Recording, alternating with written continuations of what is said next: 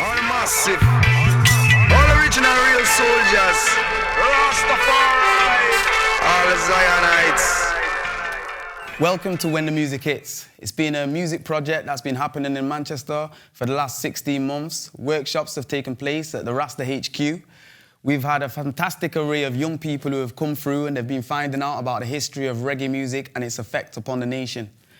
Within that process, we've also recorded an album, which in the young people have gone into the studio, they've created their own kind of sound, whether it be lyrics or whether it be instrumentals, and they've come up with a fantastic vibration of what their essence of reggae music is.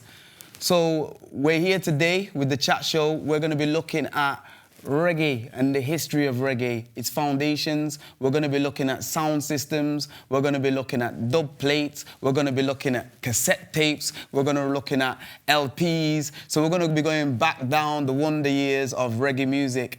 We've got all kind of guests who are going to be here today with us, and they're going to share with us their wealth and their knowledge on the history of reggae music. When the music hits! When the music hits! When the music hits! You feel no pain. He's a legendary DJ by the name of Wizzy.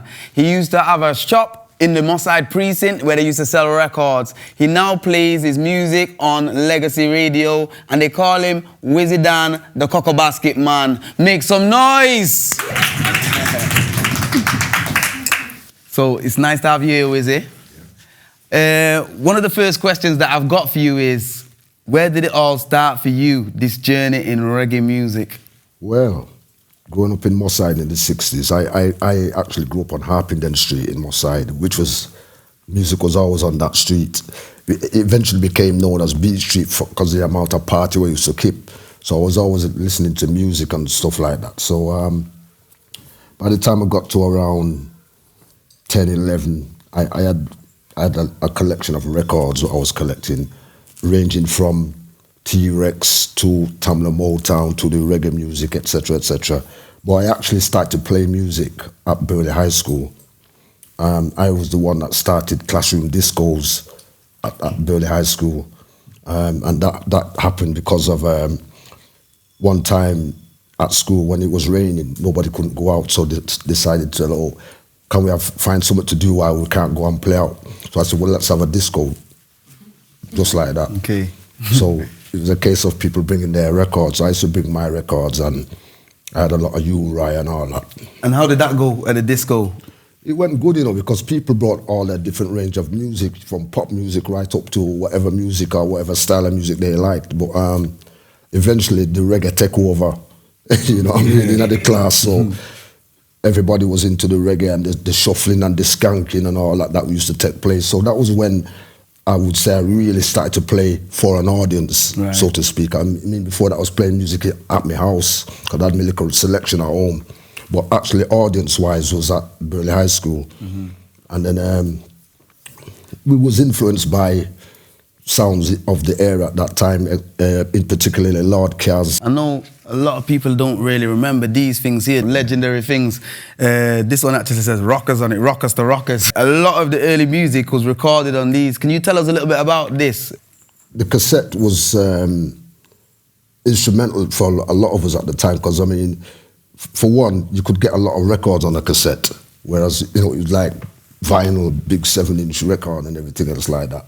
So the cassette was very handy for carrying a lot of music on it. I mean, very much like how you can do it on your social media nowadays, on your phone and all this. But this was what we used to carry our music on. There was basically 60 minutes and 90 minutes. In sound system, there's a thing called the dub plate, yeah? And how was all that experience for you guys, kind of, I suppose, finding and going to get your dub plates or specials? And those dub plates, or dub-wise, what we'd call it at the times, it was like you're getting your music pre-release. You understand? You're getting it like, it'd probably be the test cut, first recording of a song. Yeah, and then, but the soundman them used to get that, so that it could be playing tune well ahead of everybody else, and that was how that come around. And we realized that to be a big sound, you have to be able to do this. Now, the special, what they call special, is where it's the same dub plate thing, but they'd get an artist to sing specifically about their sound. For example, I've got John Holt and a few others singing about my sound, which is a bit more expensive because you have to pay for the artist, whatever money he's going to charge you. Then you have to pay for the studio time, and then you've got to pay for the dub as well. So it's an expensive do. During the 70s, you know, I mean, the 70s period, in case of anybody didn't know, the 70s period was a serious period of roots, reggae, and enlightenment through music. Mm-hmm. I was listening to people like Burning Spear and Culture and Bob Marley and the Wailers and Bonnie Whale and those men, and they was singing about the tribulations of their living at the time in Jamaica, world issues and religion and things like that. I mean, the dreadlocks thing came about because of the Rastafarian input into the community. Me, for one, I was enlightened by it, you know, all of them, and the music was very powerful because there was a lot of message in the music. So people, you know, people like me, I loved it, you know. So eventually, I took on the ideology of being a Rastafarian, and I am to this day. What does reggae music, what does it mean to you as an idea, as a music, as a... Reggae music to me is the world, really, because I learned so much about reggae music. I learned so much about the world, actually, through reggae music. You know, things, I learned about Marcus Garvey, for example, through reggae music, and what he did, and how he came to elevate black people. You know, reggae music taught me a whole heap of stuff, I must tell you. I mean, you know, you listen to some of the reggae songs and they're talking about some certain things that may happen in Jamaica and you're not really familiar. Then after a while you start to realize what going on, and you said, oh, that's what that means. And it's a big teacher for me. Reggae music was my teacher outside of my household, because most of the time a church thing and all that, I never really liked that. But I mean, I love reggae music to the maximum, you know, without any shadow of a doubt. I love all music, but my favorite genre of music is definitely reggae music. Wizzy Dan, the Cocoa Basket Man, thank you for coming and appearing on When the Music Hits. You're fantastic. Can we make a big round of applause for Wizzy Dan, Cocoa Basket Man? When the music hits! When the music hits! When the music hits! You feel no pain. So the next guest we have for you is a guy who is a founder member of Red Star Crew, also Destiny Crew, and he's also does his own music development company, which I'm sure he's going to tell us a little bit about now. So without any further ado, can we put our hands together and welcome Mafateria to the stage, please? Same, bro? What's happening, bro? Yes. Yeah, good, man. Where did this all begin? I guess for me, reggae music and its influence in my life started from I was maybe about 6 or 7. Do you know what I mean? Because my granddad used to own a club, used to be called the PSV, or the Russell Club. And I sort of fell into it, really. My dad was a fireman and my mum was a nurse, so I spent a lot of time around my granddad. My granddad had 2 sons who started a sound called Megatone Sound. Right. And I just spent a lot of time around that whole sort of environment growing up as a kid.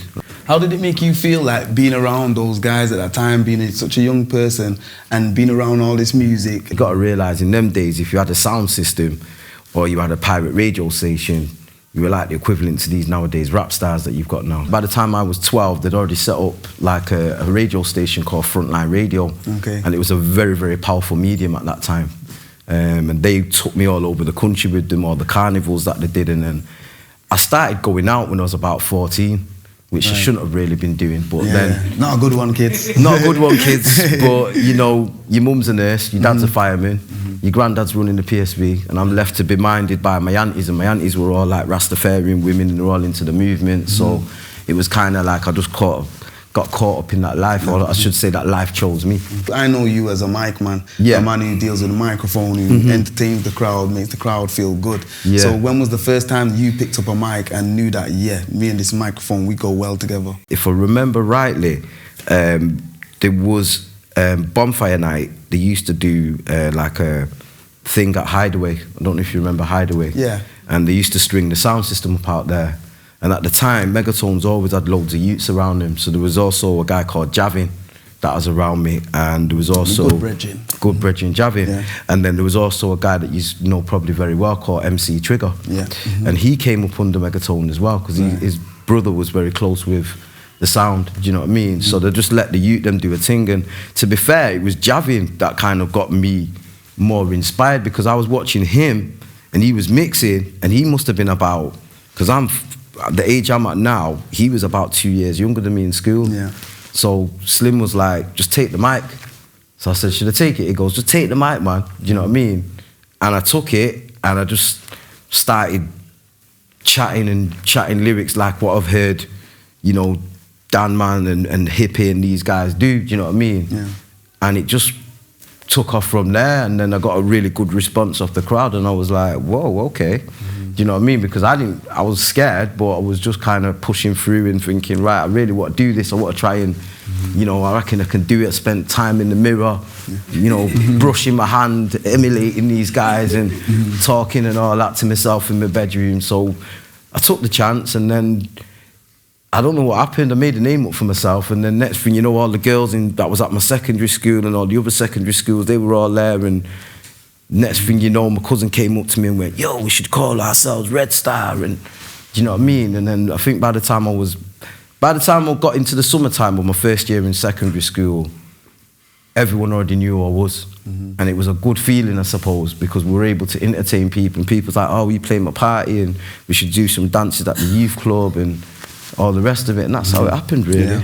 And in part of my growing up, I remember one of the big events that I remember hearing about was like the youth sound clash. Over at PSB. Just take me through that a little bit and what it was about. I think what had happened is, for my generation and for my age group, we'd sort of lit a torch, you know, like you light a spark, and then everyone saw us doing it, do you know what I mean? And then at the time when we were coming up and we were looking at doing it, you had another sound system that were coming up as well. They were called Maverick Sound. Right. They were a little bit older than us, but they were coming out under Baron Turbocharge at the time. And they were sort of around Wizzy and these guys. But I tell you the truth, we used to take chunks out of each other all the time, every time we saw each other, because it was just that sort of rivalry in them days where, you know, you throw speakers at each other and, do you know what I mean, try and stop each other's tracks, and just, we used to get into it and have a good old tussle, do you know what I mean? But yeah, you had them guys, and then I think what happened is you also had a crew from on the Moss Side estate called Nitro Crew, and they were coming out underneath Soul Control, who had joined with Megatone to start Frontline Radio Soul. So we were all just young guys, you know, trying to, do you know what I mean? But we sort of lit the torch. Yeah. And any other sounds? Because I know there was another sound at the time as well, Youngblood. Well, so, Youngblood were Nitro. That's the thing. Yeah. They changed the name a few times. Okay. So by the time we got to about 14, the elder man them had said, right, this youth sound culture now is really, the next generation of DJs and sound system guys are all coming through, and we wanted it just as bad as they wanted it when they were that age. And the funny thing is, I'd watched a video, and I'd said to them, you guys did this like jamboree thing where I think they did Nottingham versus Manchester years ago, yeah? So then the suggestion was, well, maybe we should do one for your age group. So we had this big youth sound clash, as they called it back then, and you could win a cup, and I think at the time the only offering was like £100 whoever won it, which weren't big money, but you know, £100 when you're 14 is big money. You can buy. Sounds a lot of money to me. Yeah, well, you can go to buy some 7 inches and 12 inches with that. You know what I mean? So yeah, that was a big dance. PSB was rammed out, and I think we sort of, you know, it got down to, I think, the bottom 2. Do you know what I mean? Which was like, well, bottom 3, which was Maverick, Wildfire, or Nitro, should we call him, and then obviously Red Star, and then the dance just kicked off. There was tables and chairs getting thrown, and you know, the minute pirate radio station got involved, it took sound system to a whole nother level, because you could reach out to more people. And what about you? Where did you evolve to? Where did it take you in terms of your journey? I think in terms of my journey, at that point, I was around 14, and then that's when I realised, well, when I leave school, I just want to be in music. Do you know what I mean? There was no two ways about it. By the time I hit about 22, 23, do you know what I mean? I'd been in it since I was 12 by then. Do you know what I mean? And it was like, right, I want to do something a bit more than just play sound system. We set up on a promotion company, an events management company. And a guy that I met when I was about 22 was always running me down saying, look, you got a lot of talent, you've got a lot of pull, you can do a lot of nights, but what else do you want to do? And the thing is, I'd been in New York twice by then. And the way New York was in them days, even just for sound system and how the whole thing was merged from sound system and transitioning from just being an MC on a sound system to being an artist to setting up your own record label. And do you know what I mean? It really moved me. This is important what you're doing because it's about paying homage to where we all come from. Without sound system and without pipe radio station, none of it's possible, and that's a fact. This has been cool. Mafa T, Mafaterial, make some noise! Yeah, stay on the couch, stay on the couch. So there was a group of young, talented individuals who were working on a music video for the When the Music Hits project, and the video you're about to see, this is what they produced, and it's called Work Harder.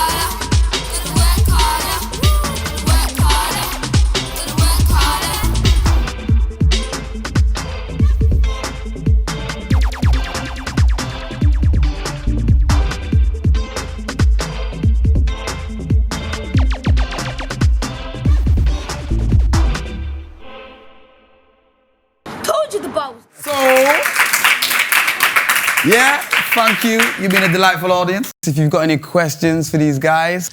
What I was going to ask you is, like, obviously you talked about music from the 70s, and one of my favourite films is Rockers and that kind of music. I love it. Yeah. So, but like now, music's changed, as you're saying, it's slack. Do you think the music is downgrading women, or do you think the women are doing that to themselves? Well, I'd personally say there's a bit of both, really. For me personally, when I go and I hear it, I'm shocked. I just think, you know what?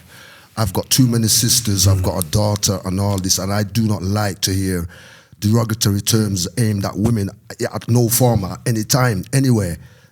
When I'm playing my music, I'm not there to offend anybody, really. What has made you kind of stick with reggae or still have that passion for reggae?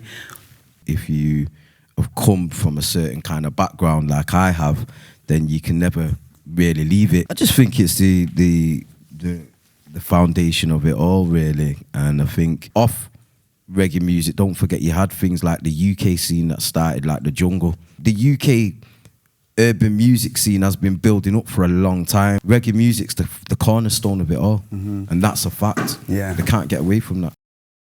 Check one, all massive and all crew. Yo, this one goes out to all the massive in Ethiopia. You don't know, TLS family. Yeah. Check this, all the Hercules production crew. Go on easy, watch the ride and think. This is how we do. Yeah. How am I there at Ethiopia. How am I there at studio.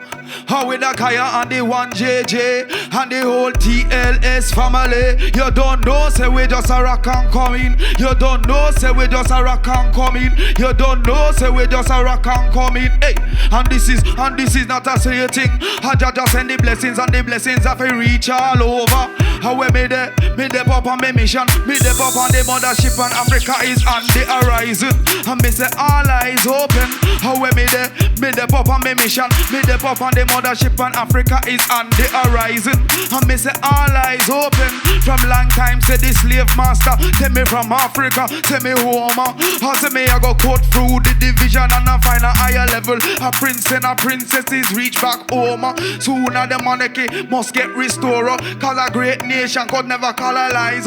Mussolini already done try. Haile Selassie is a conquering lion of the tribe of Judah. Broke up all them shackles and me broke up all them chains.